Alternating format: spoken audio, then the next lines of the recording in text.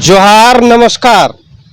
अभी राजभवन धरना स्थल पे है और यहाँ पे खतियान लेखन सफाई मुहर्रिर के द्वारा 200 दिनों से धरना दिया जा रहा है और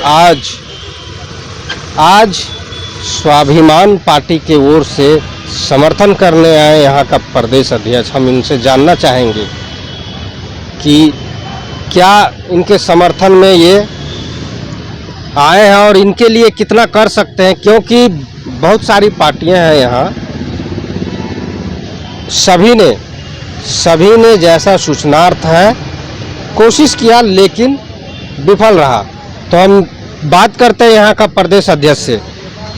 बताइए, ये जो आप धरना में आए हैं खतियान लेखन सफाई मुहर्रिर संघ के, 204 दिनों से इन लोग बैठे हुए हैं जी। 205 दिन हो गया है इनका। 205 दिन हो गया और आज तक इन लोगों का क्या हुआ है और क्या जानकारी है आपको इनके बारे में? देखिए, जहां तक मुझे जानकारी है ये एक बहुत ही महत्वपूर्ण विभाग के कर्मचारी हैं। भू बंदोबस्त कार्यालय के अधीन इनका काम रहा है और खतियान लेखन जो एक बहुत ही महत्वपूर्ण काम है किसी भी सरकार में, राज्य में देखा जाए एक बहुत ही महत्वपूर्ण कार्य होता है। खतियान पर बहुत सारी चीज़ें निर्भर करती हैं, लेकिन यहाँ खतियान लेखक ही यहाँ बैठे हुए हैं और 7 महीने होने जा रहे हैं इनको। 7 महीना होने वाला है इनके आंदोलन को, धरना को, लेकिन आज तक अभी तक इनकी मांगों का कोई इस पर पहल नहीं किया गया। यहाँ तक कि मुख्यमंत्री के ही अधीन है इनका विभाग, राजस्व मुख्यमंत्री के अधीन है, लेकिन कोई पहल नहीं की गई। इन्होंने कई बार प्रयास किया, मुख्यमंत्री से मिलने का भी प्रयास किया, लेकिन इन लोगों ने हर बार जितना भी प्रयास किया हर बार विफल गया। डीसी कार्यालय जो भू बंदोबस्त पदाधिकारी भी हैं उनसे चर्चा की गई, बार बार यहाँ से मुश्किल से 200 कदम भी नहीं होगा उनका कार्यालय। जाते हैं, काम हो जाएगा 4 दिन का समय दे दिया जाता है, 5 दिन का समय दे दिया जाता है, लेकिन काम कुछ नहीं हो रहा है। 205 दिन से ये लगातार बैठे हुए हैं। इनके जो अध्यक्ष नीरज शर्मा, वो भी लगभग 1.5 महीना पहले उनकी तबीयत खराब हो गई, वो भी हॉस्पिटलाइज्ड हो गए। ऐसी स्थिति में अगर सरकार जो मुख्यमंत्री के अधीन जो विभाग है उसमें अगर इस तरह का कामकाज चलेगा तो जनता क्या उम्मीद करेगी? एक चीज़ आप हमको बताइए, ये लोग यहाँ बैठे हुए हैं तो क्या कभी जाके सूचना भी प्राप्त किए हैं कि क्या इनके प्रति सरकार कर रही है? ये आज भी गए थे और लगभग 1.5 महीना पहले इन्हें ये जानकारी दी गई थी कि इनका जो मामला है वो लगभग निपटा लिया गया है। जो लेखन का कार्य है वो आधा पूरा हो चुका है, बस थोड़ा सा बाकी है और हस्ताक्षर होना बाकी है। आज भी इनके कुछ साथी गए थे, कार्यालय में जाकर होकर आए। इन्हें ये बताया गया कि बस केवल सिग्नेचर बाकी है, सारा काम हो गया है। कब होगा जब इन्होंने पूछा तो इन्हें बताया गया कि 4-5 दिन बाद फिर आइए। इस तरह की जानकारी तो कई बार इनको मिल चुकी है, लगातार कई बार इस तरह की बातें हो चुकी हैं, लेकिन अब तक ढाक के 3 पात, नतीजा वही है, हो कुछ नहीं रहा है।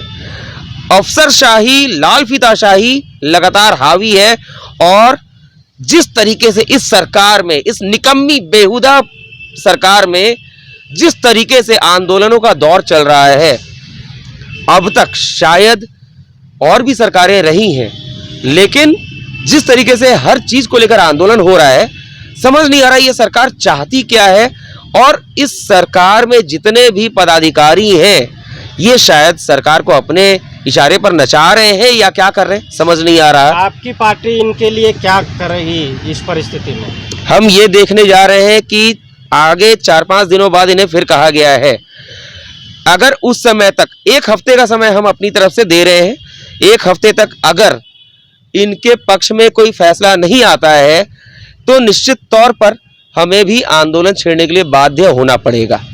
क्या लगता है आपका आंदोलन रंग लाएगा?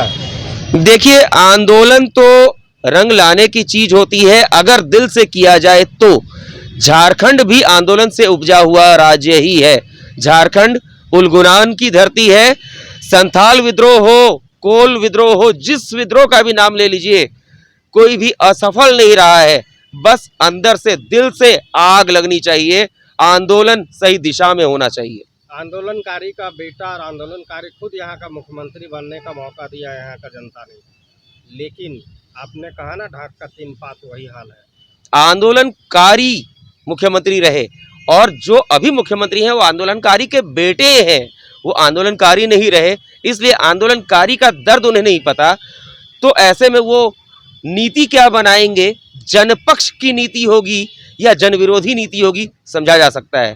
बात रही कि जो आंदोलनकारी थे वो तो मुख्यमंत्री रहे, अभी उनका बेटा है, देश भी डिजिटल की ओर बढ़ रहा है, तो जनता ने चुना कि एक युवा मुख्यमंत्री देंगे जो आंदोलनकारी का बेटा है। कुछ तो जैसे यहाँ का कहावत है, बापे पूत पर आते घोड़ा, कुछ न कुछ छोड़म छोड़ा, तो हो सकता है कि बाप छोड़ के गए होंगे आंदोलनकारी का रूप, जो इनको समझ में आए। क्या ये कैसा लग रहा है ये मुख्यमंत्री?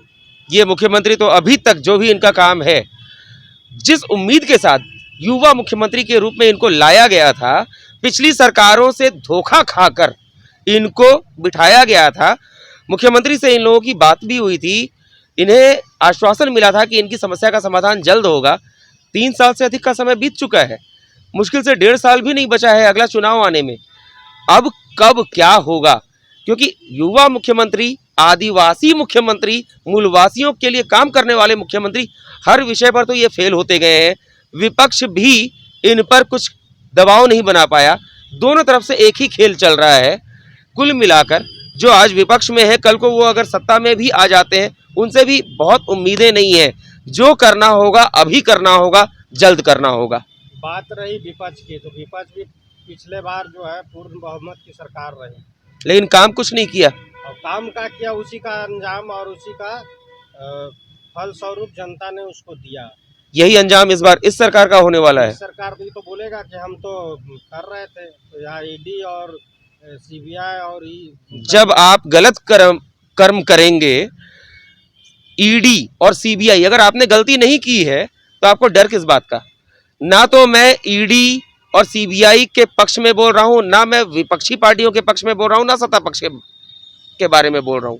लेकिन अगर इन्होंने कुछ गलत नहीं किया है तो जांच में इनको डर किस बात का? जांच तो होनी ही चाहिए। जांच से अगर काम रुक जाए, जब परीक्षा देने विद्यार्थी पहुंचता है परीक्षा भवन में, तो उस समय वहां पर्यवेक्षक होता है, जांच करता है, और विद्यार्थी रुक जाए कि नहीं यहाँ जांच चल रही है, हम परीक्षा नहीं देंगे, तो क्या काम चलेगा? ऐसा ही देखा जा रहा है। कहीं ना कहीं मन तो, और जो कार्य होता है वो तो कहीं भटकाव की ओर से ली जाती है ना। तो इसका मतलब ये हुआ कि विद्यार्थियों को भी परीक्षा छोड़ देना चाहिए। अब इसको विद्यार्थी से अगर आप देखेंगे तो राजनीतिक तो वो नहीं होती, लेकिन एक चीज़ और आपसे जानना चाहेंगे हम, वर्तमान में यहाँ कुछ मुद्दे को लेकर के, अभी तो ये अपनी मांग को लेकर के है, यहाँ का युवा भी भटकते नजर आ रहे हैं। 23 साल की झारखंड हो गई, 23वां साल चल रहा है झारखंड का, युवाओं के लिए कोई नीति नहीं बनी। नियोजन नीति ऐसी बनी जिस पर विवाद हो गया। कोई भी नीति बनाई जा रही है, पिछली सरकार में भी, रघुवर सरकार ने भी कई ऐसी नीतियां बनाने की कोशिश की थी, सीएनटी और एसपीटी एक्ट में बदलाव करने की कोशिश की, उस पर विवाद हुआ, पास नहीं हो पाया। इस सरकार में भी खतियान नीति बनाने की कोशिश की गई, नियोजन नीति बनाने की कोशिश की गई। केवल इस तरीके से नीतियों को अमली जामा पहनाने का कोशिश किया जा रहा है जिससे विवाद उत्पन्न हो और कल को कह सकें कि हमने तो प्रयास किया था, काम कर नहीं पाए क्योंकि करने नहीं दिया गया। आखिर ऐसा क्यों? जो भी नीति बन रही है, बनाने की कोशिश हो रही है, तो उससे संबंधित लोगों को उसमें शामिल करके क्यों नहीं होता कुछ भी? अभी सबसे बड़ा यहाँ मामला उठ रहा है कि बाहरी भी कुछ लीडर, आप भी बाहर हैं क्या? देखिए, बाहरी और भीतरी तो बस राजनीतिक मुद्दा है। भारत एक है और भारत का हर बाशिंदा हर प्रदेश में रह सकता है। यहाँ न कोई बाहरी है न कोई भीतरी है।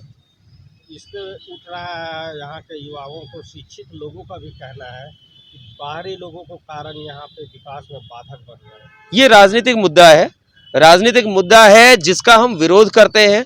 बाहरी और भीतरी का मुद्दा जिस दिन खत्म हो जाएगा उस दिन झारखंड देश का अव्वल राज्य बन जाएगा।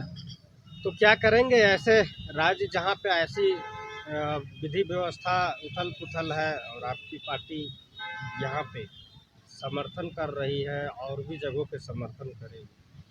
जहां जहां गलत हो रहा है, चाहे विपक्ष गलत कर रहा है या पक्ष गलत कर रहा है, हम उसका विरोध कर रहे हैं। और केवल विरोध के नाम पर विरोध हमारा नहीं होगा। यदि कोई भी सरकार या कोई भी पार्टी जनता के लिए कुछ कर रही है जो वास्तव में धरातल पर होता हुआ नजर आ रहा है, उसका हम समर्थन करेंगे, भले हम उस पार्टी से जुड़े हो या ना हो।